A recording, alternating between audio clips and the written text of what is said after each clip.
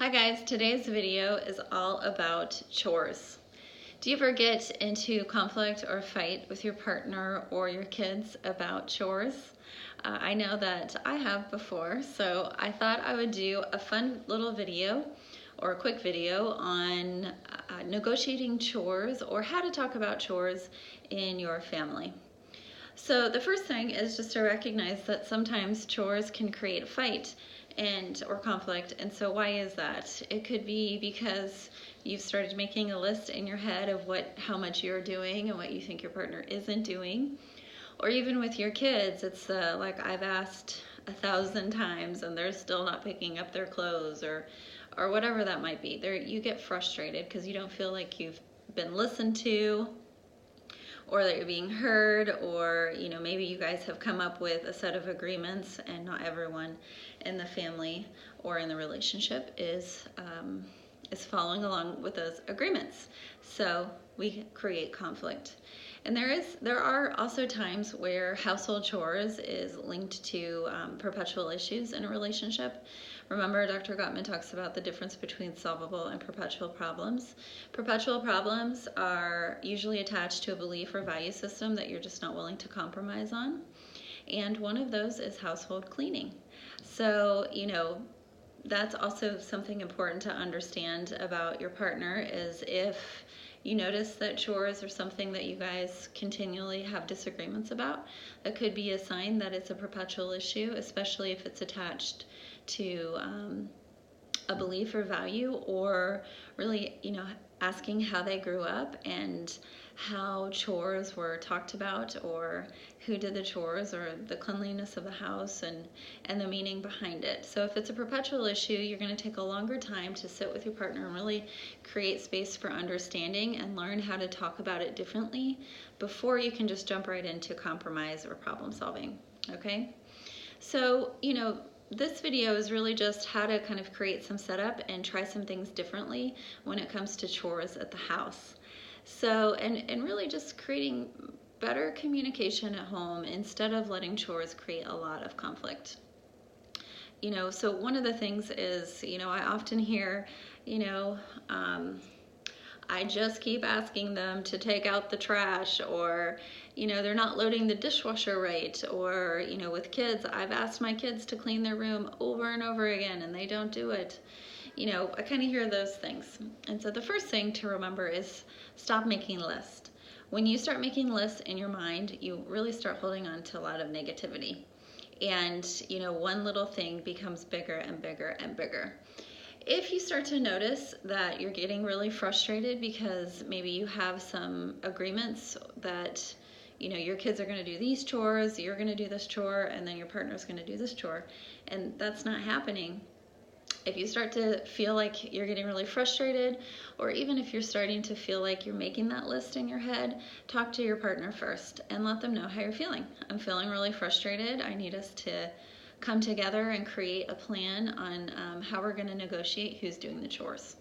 That's a much better way to talk about it than just getting really angry and frustrated and holding it and staying silent, or verbally just yelling at everybody, right? So state how you feel and also state what you need. Also talk about it at a time that you're not like in the heat of the moment and you're super frustrated. Usually if you try to address things when you're already upset, it's only going to get worse. Dr. Gottman says 94% of the time how we start a conversation is how it's going to go, and he can predict that within the first 3 minutes. So if we're starting in a place of criticism or putting down or just a lot of anger, it's probably going to stay that way.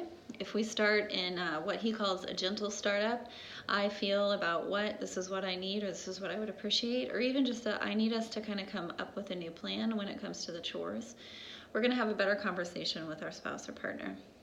I also think that it's important, and I know I've talked about couples meetings before, and you have like your business part of your relationship and then the intimate part of your relationship. Talking about chores can really be, more of like businessy, and so it's important to kind of sit down and talk about with your partner in your couples meeting. That's a great time to talk about the chores. And If you do have kids and you're having family meetings, this is another time to really come together and talk with your family about renegotiating how chores are being done at your house. So when it comes to, if you have kids, what I recommend, and I really love this idea, is sitting down and kind of having a list of all the chores in the house, and age appropriate, obviously, and go through and let them pick, and you can do this every week. So for 1 week, with my 2 kids, 1 week the older one is maybe doing dishes and sweeping the table, and the younger one is taking out the trash and wiping up the table after we eat. Obviously they do a little bit more than that, but those are just 2 examples.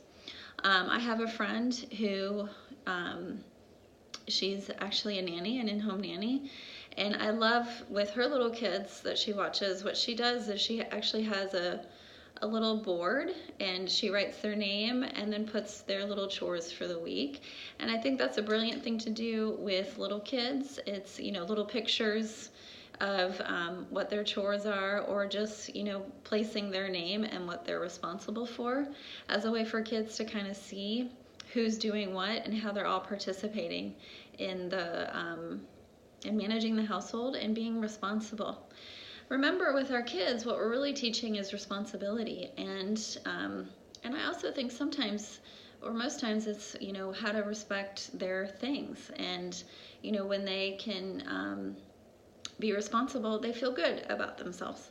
So it's we're all coming together as a family, and we're participating in keeping the home together. So that's with kids. In your relationship, if you don't have kids, it's still important to talk about in our couples meeting of who's doing what chore. And that can just be, you kind of can, if you're a list, now this is a different kind of list. When you're in the couples meeting and you're talking, you and your partner can kind of make a list of what is being done, and also who's doing what and what would be more ideal. So if I'm having like a really busy week at work, I might need, my partner to help me out with some extra chores, and him and I would kind of negotiate how that would happen. And then maybe the following week, I would pick up some slack. So it is a negotiation, and things are not set in stone. And that's another thing to remember is, especially when you're first trying to negotiate, or if household cleaning has created a lot of conflict, what I would say is, weekly, have either a full couples meeting or do a little check-in of what's working and what isn't working, and what are some things that you need to change. Check-ins, redos, and negotiating how things are done is always a good thing, and it allows space for understanding, for communicating more effectively and more opening, or to have more open communication. Also, it stops the list making.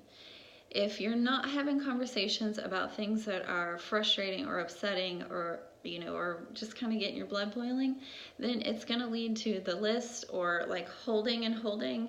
So you're either stonewalling, or you're gonna have a bigger fight. Which a lot of times,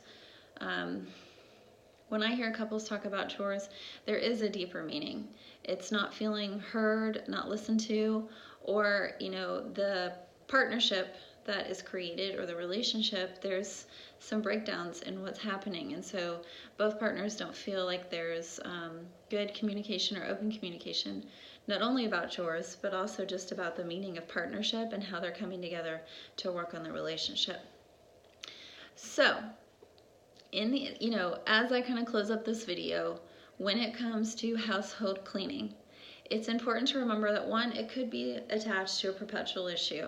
It's a belief or value system, or how you grew up, that you're really holding on to, and that needs to be communicated between you and your partner, of the meaning of household cleaning and what are the pieces that you need your partner to understand first before you can talk about compromise or doing some things differently.